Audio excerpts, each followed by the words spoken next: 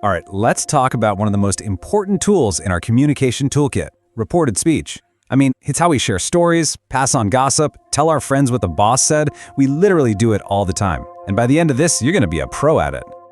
So, have you ever been in that spot where someone tells you this amazing story and you just have to tell someone else? How do you do it? Do you try to remember their exact words, or do you just give the gist of it? Getting that message across accurately? Well, that's what this is all about. Okay, so we've got two main ways to tackle this. First up is direct speech. This is easy. It's like you're just quoting them. Use their exact words, pop them in quotes, and you're done. Then you've got indirect speech, which is what we're really digging into. Here, you're the reporter. You're telling the story. And if you look at the example, you can see these little but super important changes. See how tomorrow magically turns into the next day? That's the kind of stuff we're going to break down. So here's the game plan. We'll kick things off with the basics, then get into the nitty-gritty of what I call the 3 core shifts. From there, we'll see how to handle questions and commands, how to report feelings, which is really cool. And finally, we'll look at those moments when, the rules kind of bend a little. Yep, that's the core of it. It's all about being a faithful messenger. So, let's jump in and see exactly how it's done. All right, now for the fun part, how this whole thing actually works. This is where the magic really happens.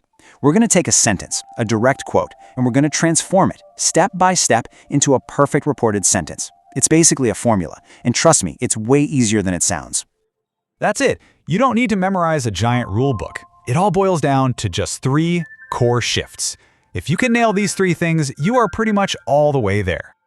Okay, first shift. This one's all about perspective, the pronoun shift. Think about it, right? If your friend says, "I am hungry," you're not going to report it as, "She said I am hungry." No, you'd say, "She said she was hungry."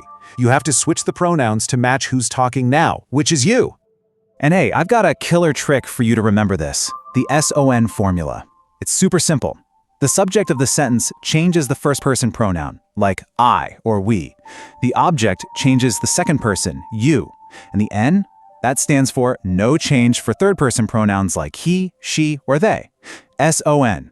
It's a lifesaver for getting this right every time. All right, shift number 2 is my favorite. I call it the time travel shift, or more formally, the tense shift. See, most of the time when you're reporting something someone said, it happened in the past, right? Even if it was just 5 seconds ago. So we have to take the verb and just nudge it one step back in time. This is called backshifting, and it's a huge part of reported speech. And this little cheat sheet here lays it all out perfectly. You can see the pattern, right? Simple present, like I go, becomes simple past. He said he went. Present continuous, I am going, just slides back to past continuous. He said he was going. It's a super consistent, logical step backwards. Even simple past takes another step back to past perfect. It's like a time machine for verbs.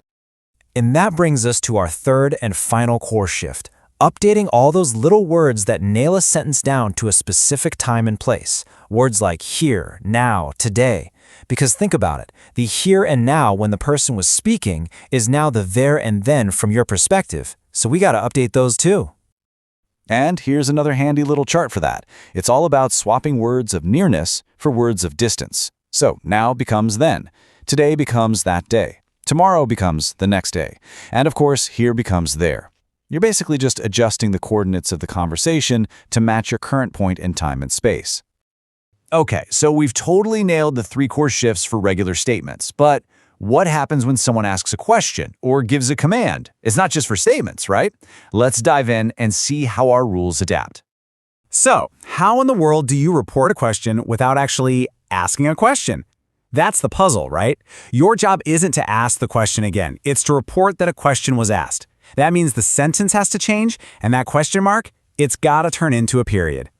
And the process is actually super straightforward. It's basically a 3-step recipe. First, if it's a yes-no question, you'll use if or whether. Second, if it's one of those WH questions like what, where, why, you just keep that word. And third, and this is key, you flip the word order from a question back into a regular old statement. So, where are you becomes he asked where I was. See? No more question. Okay, what about commands? If a drill sergeant yells, "Stand in line," you're not going to report that by yelling, "Stand in line" at your friend, right? Of course not. Your job is to describe the order. You'd use a verb like ordered or told or asked to set the scene. And the secret ingredient here is so simple. It's just one little word, to. That's it. You just pop the word to in front of the verb. So stand in line becomes he ordered them to stand in line. So easy, so clean, it's perfect. But talking is about so much more than just the words themselves. There's emotion, there's feeling, there's tone, and if you really want to be a great storyteller, you've got to capture that too. It's not just about what they said, but how they said it.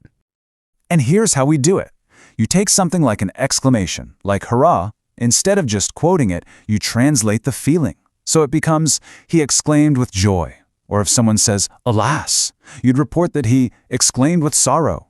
You're basically describing the emotion behind the words, which is so much more powerful. Okay, we have got a really solid foundation now. But if you want to go from good to great, you need to know when it's okay to bend the rules. And don't worry, these aren't random exceptions. They're actually based on pure common sense. So check this out. Our teacher said the Nile is the longest river in the world. Now wait a minute, our teacher said that in the past. So according to our tense shift rule, shouldn't is change to was? The teacher said the Nile was the longest river.